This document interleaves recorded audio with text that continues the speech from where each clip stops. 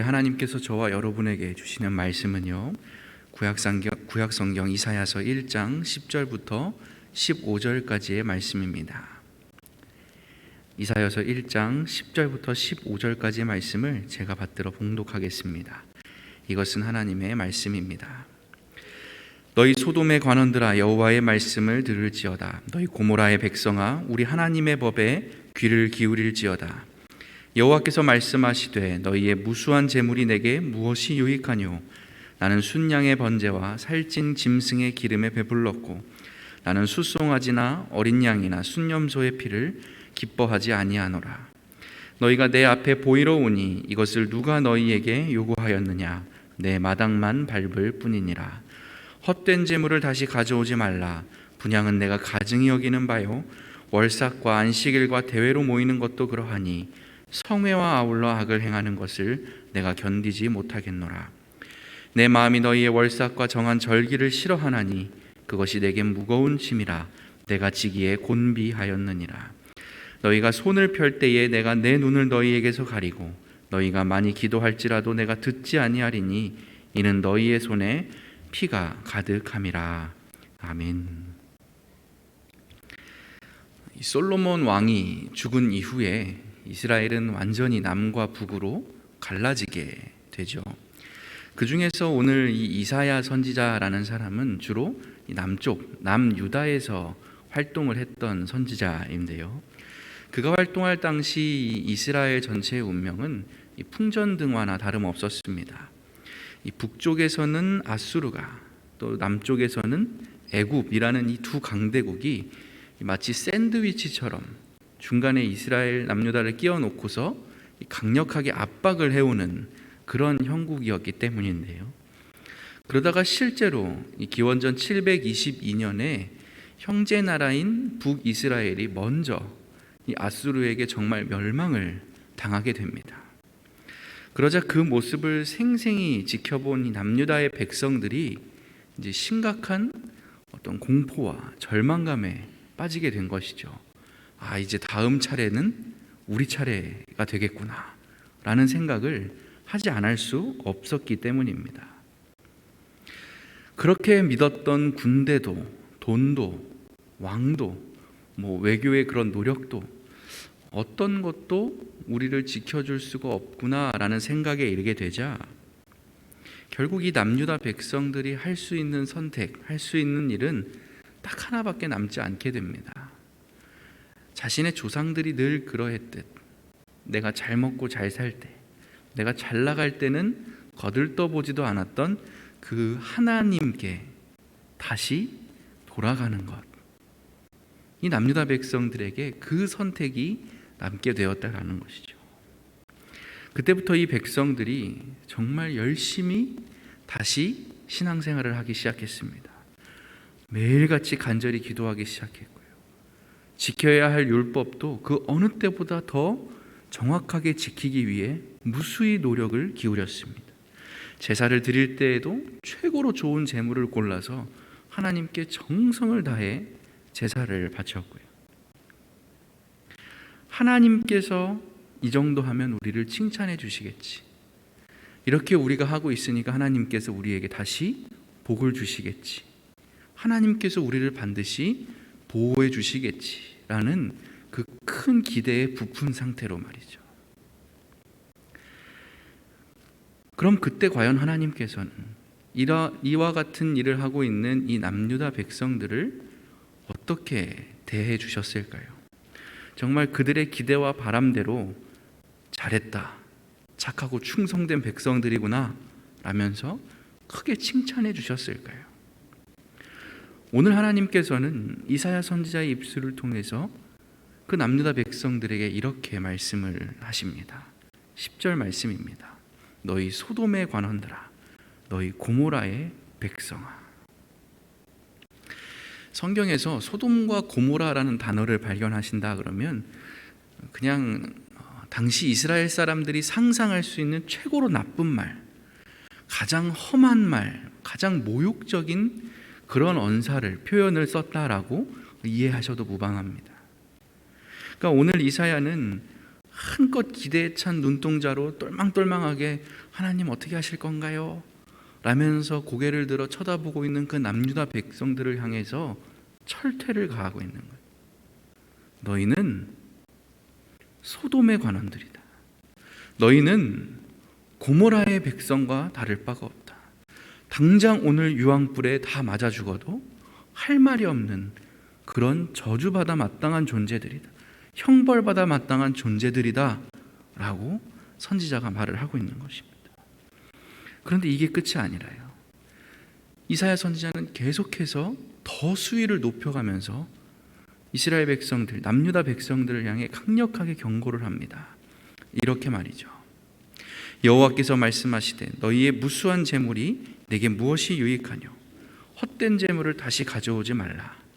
내 마음이 너희의 월삭과 정한 절기를 싫어하나니 그것이 내게 무거운 짐이라 내가 지기에 곤비하였느니라. 너희가 손을 펼 때에 내가 내 눈을 너희에게서 가리고 너희가 많이 기도할지라도 내가 듣지 않을 것이다. 여러분, 이게 지금 다 무슨 말씀입니까?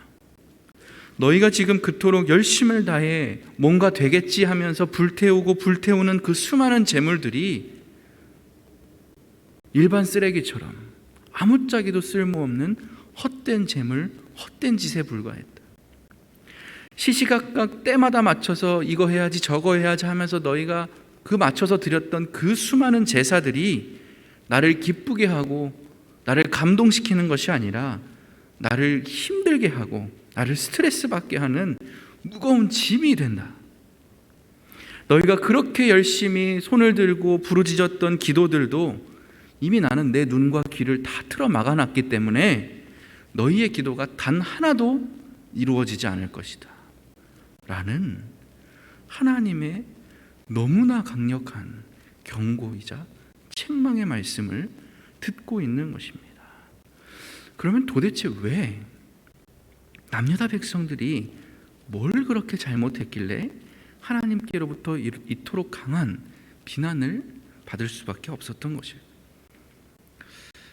여러분, 예전에 이 고대인들은요, 고대 사람들은요, 내가 믿는 신이 나에게 생과 사 그리고 화와 복, 생사화복을 가져다 줄 수 있는 힘을 가지고 있다라고 철석같이 믿었습니다. 그렇기 때문에 내가 화를 입지 않으려면, 내가 여기서 잘 먹고 잘 사는 그런 복을 받으려면 그 신들에게 반드시 잘 보여야 하는 거예요. 그들의 기분이나 심기를 불편하게 만들면 안 되는 거죠. 그렇기 때문에 모든 고대 종교에는 뭐가 빠지지 않는 겁니까? 그 신들을 기쁘게 할 만한 화려한 제사와 제물이 빠지지 않는 거예요. 내가 더 많은 제사를 드리고 더 좋은 제물을 드릴수록 나에게 그 신이 더 많은 복을 가져다 줄 거야 라는 믿음이 있었기 때문이죠. 이런 논리가 통했기 때문에 무슨 일도 가능한 거예요? 자기 아들을 산채로 불태워서 죽이고 자기 딸을 제물이라고 바다에 빠뜨려 밀어 넣어서 죽이는 그런 일들이 가능해지는 겁니다. 이 정도는 해줘야 그 신이 나에게 더 크게 감동해서 나를 더 특별하게 어여삐 여겨줄 수 있다라고 믿었기 때문인 것이죠. 하지만 우리 여호와 하나님은 그러한 세상의 다른 우상신들과는 완전히 다르다라는 것을 이 구약 성경은 처음부터 끝까지 분명하게 선을 긋는 작업을 계속하고 있습니다. 우리 하나님은 그렇지 않다라는 거예요. 그렇게 내가 그냥 비위만 좀 잘 맞춰드리고 제사 잘 드리고 재물 좋은 걸로 잘 받쳐놓으면 나머지 시간엔 내가 어떤 나쁜 짓을 해도 다 용납해주고 내 편이 되어주고 다 비호해주는 그런 이기적이고 악한 신이 하나님은 절대 아니시다 라는 것을 계속해서 말하고 있는 것이죠. 그래서 이 구약 성경이 증언하는 하나님의 가장 중요한 뜻, 그게 무엇입니까? 바로 이 말씀에 담겨져 있는 것이죠. 너희는 거룩하라. 이는 나 여호와 너희 하나님이 거룩함이니라. 하나님께서 자신의 백성된 자들에게 바라시는 모습은 딱 하나인 거예요. 제사 잘 드리고 내 기분 맞춰주는 게 중요한 게 아니라 너희는 거룩할 수 있어야 된다. 너희는 구별된 자로 살아갈 수 있어야 된다. 거룩함을 찾아볼 수 없는, 우리로 치면 그리스도인다운 삶이 거세되어 있는 신자라고 한다면 그가 아무리 대단한 열심과 뜨거움을 가지고 있다 할지라도 하나님에게는 아무런 의미가 없다라는 거예요. 오늘 남유다 백성들이 하나님께 이렇게까지 비난을 받을 수밖에 없었던 이유가 바로 이 지점에 맞닿아 있는 거예요. 하나님의 백성이라면 반드시 지니고 있었어야만 하는 이 거룩한 삶이라는 표지를 이 백성들에게서는 단 1g도 조금도 찾아볼 수가 없었기 때문입니다. 그래서 그러한 이스라엘 남유다 백성들의 악한 행태를 오늘 이사야 선지자는 이렇게 표현을 하고 있는 것이죠.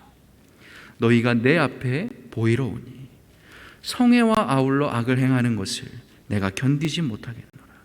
이는 너희의 손에 피가 가득함이라. 지금 너희는 나에게 예배드리러 온 것이 아니라 그냥 내 앞에 보여주기 식으로 그냥 한 끼 때우듯이 늘 해왔던 거니까, 이거 안 하면 뭔가 벌 받을 것 같고 찝찝하니까, 내 습관이니까 그런 마음으로 나에게 나아온 것이다. 그러니 공평과 정의의 하나님을 믿는다고 말하는 너희에게서 악행이 끊이지를 않고 그 악행을 저지르는 가운데 어떤 가책이나 민망함도 너희가 느끼지 못하는 것이다. 나를 경배한답시고 높이 들고 있는 지금 너희의 그 두 손에 네 형제자매 이웃들의 피눈물이 철철 흐르고 있는데 너희는 어떻게 아무렇지 않게 그 손을 내 앞에서 들고 있을 수 있느냐? 나는 너희들의 이 모든 것을 도무지 견딜 수가 없다. 견디지 못하겠노라. 사랑하는 교우 여러분, 혹시 오늘 우리에게도 이와 같은 이스라엘 백성들의 죄악된 모습이 있지는 않은지 돌아보기를 원합니다. 나는 거룩한 존재로 부름받았다. 그래서 나는 거룩하게 살기를 요청받는다라는 이 중요한 사실을 망각한 채 그저 내 기도 제목 몇 개 이뤄보려고, 내 소원 몇 개 들어주실까 싶었어요. 지금보다 더 이 땅에서 나은, 이 땅에서 세상 사람들이 보기에 더 나은 그런 삶을 좀 더 보장받고 싶은 마음에 그러한 이기적이고 소비자적인 신앙생활의 마음으로 혹시 우리가 이 모든 것들을 해나가고 있는 것은 아닌지, 우리가 하나님 앞에서 돌아보아야 한다는 것입니다. 이미 하나님께 받은 그 수많은 은혜와 사랑은 다 까먹고 왜 더 안 주시지? 왜 더 채워주시지 않지? 왜 새로 해주시지 않지? 내가 더 받아 누리고 싶다라는 그 마음, 그래서 순전한 마음으로 정말 하나님 한 분만으로 만족합니다, 하나님만을 사모하며 감사로 이 자리에 나오시는 것이 아니라 늘 우리에게서 다른 목적이 더 크게 작용을 하는 거예요. 하나님 사랑이라는 5글자보다 다른 무언가가 우리의 삶을, 신앙생활을 움직여가는 거예요. 그러면 무슨 일이 벌어집니까? 하나님의 뜻을 이루는 것보다 내 뜻을 이루는 데에 더 중점을 두게 되는 것입니다. 그렇게 되면 우리는 부지런하면 할수록, 성실하면 할수록, 열심을 내면 낼수록 하나님께로부터 너희는 가증하다, 나는 너의 그런 모습을 도저히 견딜 수가 없다, 우리가 이 말밖에 들을 수 없는 거지. 사랑하는 성도 여러분, 부디 오늘 하루를 살아가실 때 저와 여러분의 삶이 참으로 거룩하게 구별된 삶이 되기를 간절히 축원합니다. 그래서 여러분의 손에 내 욕심을 채우느라 내 수많은 사람들의 피가 묻어지는 것이 아니라 어느 날 내 손을 펴봤더니 주님의 사랑, 주님의 은혜만이 잘 묻어나져 있는 그러한 복된 삶이 다 되시기를 간절히 소원합니다. 그래서 매일 성실하게 이 자리로 나올 줄 아는 여러분, 그 여러분의 발걸음이 오직 하나님만을 사랑하는 가벼운 발걸음이요 감사의 발걸음이 되기를 간절히 축원합니다. 그러한 우리의 예배, 우리의 삶을 하나님께서 기뻐 받으시고 여러분을 아름다운 길로 반드시 인도하실 것입니다. 함께 기도하겠습니다. 자비하신 하나님, 이번 한 주간도 주님의 크신 은혜의 팔로 우리를 감싸 지켜주신 것에 감사드립니다. 이제 오늘 하루를 다 보내고 내일 주일이 되어 이 자리에 다시 들어올 때까지 우리의 손과 발과 시선이 닿는 모든 곳에 하나님을 기쁘시게 하는 복된 삶, 거룩한 삶을 사는 저희의 모습이 있을 수 있도록 하나님께서 우리를 인도하여 주시옵소서. 오늘 하루 우리가 드리는 삶의 예배를 주님께서 기뻐 받으실 거라 믿습니다. 우리와 함께하여 주시옵소서. 예수님의 이름으로 기도드리옵나이다. 아멘.